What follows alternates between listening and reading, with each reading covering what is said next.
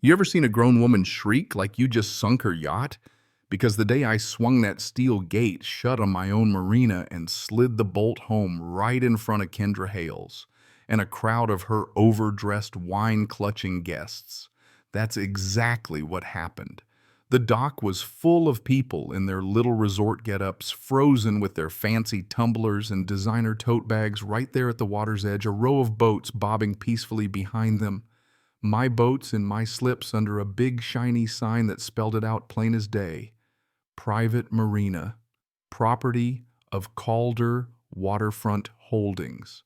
And Kendra, she'd been pretending that sign was invisible for 6 months, which honestly takes some commitment.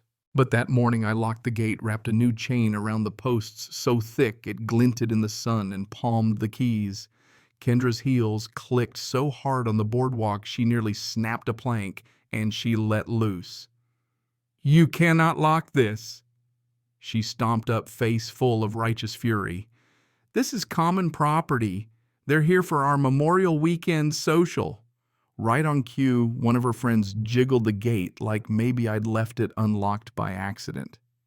I didn't. That lock snapped shut with a satisfying click. Funny thing about property law, the county recorder, my deed, and even the Coast Guard all say the same thing, and it sure as hell doesn't match Kendra's community amenity fantasy. I looked her dead in the eye. "Cool," I said. "The HOA can designate a cul-de-sac. You don't get to designate my shoreline." She inhaled so hard I swear she was powering up for the HOA Olympics. "We have guests. Move that lock," she screeched. I just smiled and nodded toward the parking lot because, wouldn't you know it, Harbor Patrol and City Code Enforcement were pulling in at that exact moment. Here's the backstory. My name's Ryan Calder.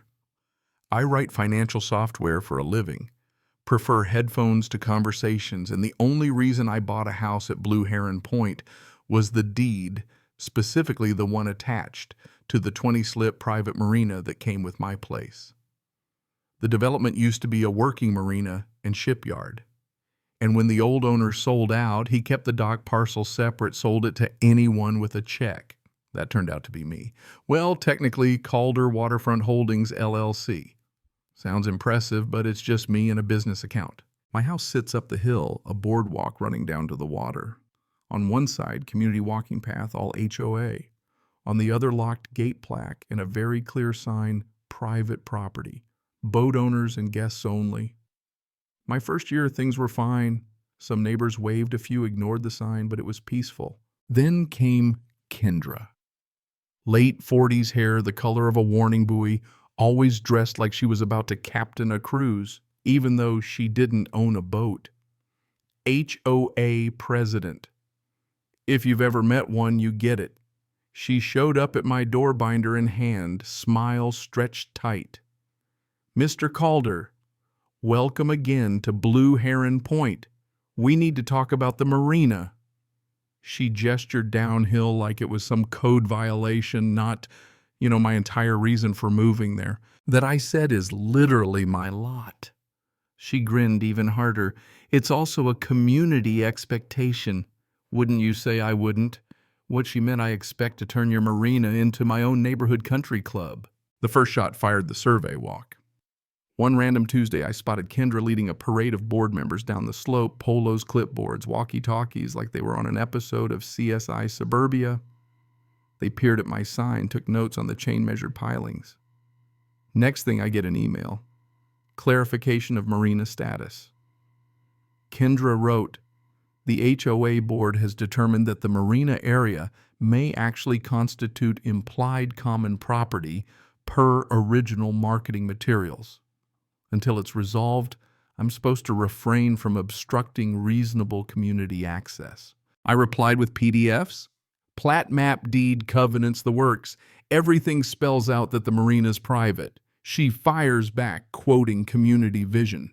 In HOA speak, that's code for my personal fantasy yacht club. But she didn't stop at emails. She started testing the fence, showing up on camera, tugging at the gate, filming through the slats like she was gathering evidence for Law & Order HOA unit. Then the guests arrived. At first, just a few of her friends enjoying the view, except they wandered my dock, posed for selfies, leaned on boats they didn't own. I reminded her trespassing.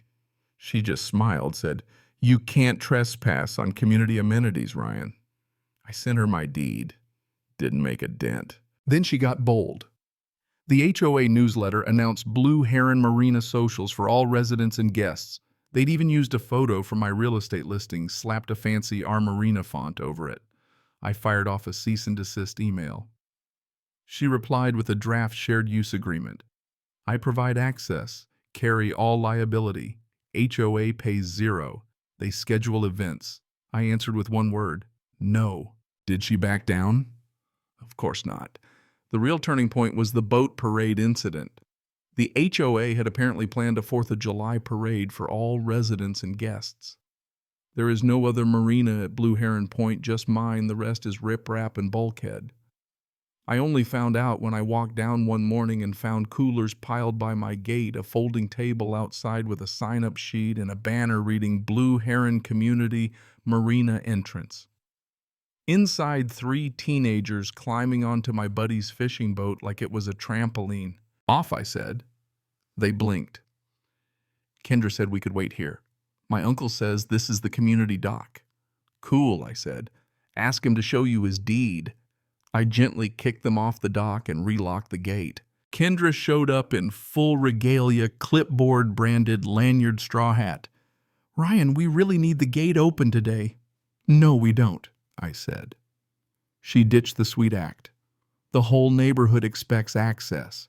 You can't just hog the waterfront." "Owning property isn't hogging," I said. "It's owning." That's when she dropped her trump card. "If you won't be reasonable, the HOA will just open it for you. We control common entrances." "Not this one," I said. She stalked away, muttering into her walkie. That night I checked my camera. At 1:13 a.m., 3 silhouettes crept down the hill, one carrying bolt cutters. Snip. They slipped in, propped open the gate. One of them on camera, clear as day, was Kendra. The next morning, my phone blew up. Who are these people on the docks? I hustled down to find 20-plus strangers, coolers everywhere, kids jumping off the dock, some guy grilling on a swim platform, an insurance nightmare. I snapped photos, told everyone to leave, relocked the gate. Kendra fumed from the boardwalk, shouting about ruining the community event and how the HOA would file a formal complaint. Instead, I filed one myself with Harbor Patrol Insurance, City Code Enforcement, and the State Boating Division. That's when things got interesting. Officer Tally from Harbor Patrol called me. "Saw your video, Mr. Calder. You know your marina's private, right? No public events, no commercial use." "Yep, been trying to explain that." He whistled. "That HOA lady broke like 6 rules in one night, over capacity. No permits, open alcohol minors without life jackets." I laughed. "She believes in a higher power, her binder." Tally laughed back. "City and state want to look too." So that's how Harbor Patrol, City Code, and Building Safety all converged at my gate the next time Kendra tried to run a rescheduled marina social. Her guests swarmed down the hill, all linen shirts and expensive perfume. Kendra welcomed them like she was launching a cruise ship. "Welcome to our waterfront. Don't worry about the private sign, the board is handling it." I stepped up with 2 officials in tow. Actually, they're handling her. Tally introduced himself, pointed at the sign. "Ma'am, you're Kendra Hale's HOA president." She nodded, all authority. "Yes, and I am authorized." He cut her off. "You've been advertising and using this private marina as a public facility. Did you get a business license?" "Permits, liability coverage." She sputtered. "It's not public, it's ours. We are the community." City Code guy Mendes stepped forward. "According to county records, this dock belongs to Calder Waterfront Holdings, LLC. Not the HOA, not the community, and definitely not any random guest." Kendra's eyes narrowed. "You called them." "Yes," I said, "because I like not getting sued when your guests try to ride a dock cart into the lake." Mendes added, "We've also got video of someone cutting the lock after hours. That's trespassing and tampering." Kendra's smile returned, brittle, desperate. We have authority over the common path that Lock Tally said is absolutely authorized. By law. He looked at me. Want to press charges? For now, I just wanted it documented and those partygoers off my dock. Tally faced the crowd. This is a private marina. Time to leave. If I catch you down here again, I'm writing tickets. They scattered faster than seagulls at a fireworks show. Mendes pulled Kendra aside. You've exposed your HOA to massive liability. You're not a city agent. You're a volunteer with a newsletter. Kendra cycled through denial bargaining rage, finally settling on rage. This is a misunderstanding, she snapped. The board won't tolerate being bullied. Mendes tapped his clipboard.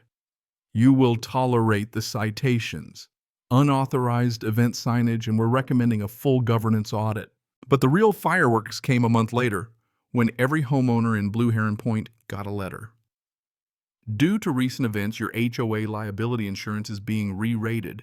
Dues are going up 60%. Waterfront exclusions added. Translation, everyone's paying the price for Kendra's party deck fantasy. The emergency HOA meeting was wild. Kendra up front pretending she was in charge, her two wine-loving friends looking sick. The rest of the room looked furious. Elliot, the property manager, broke the news. Our carrier flagged forced entry and unauthorized events as gross negligence. Unless we prove major changes, everyone pays double dues. Someone shouted. What does that mean? It means Elliot said this can't happen again, and the easiest way to prove it. He didn't have to finish.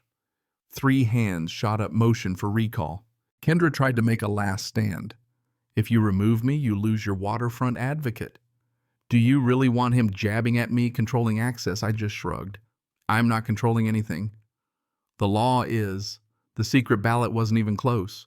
51 for recall, 4 against. The whole room exhaled.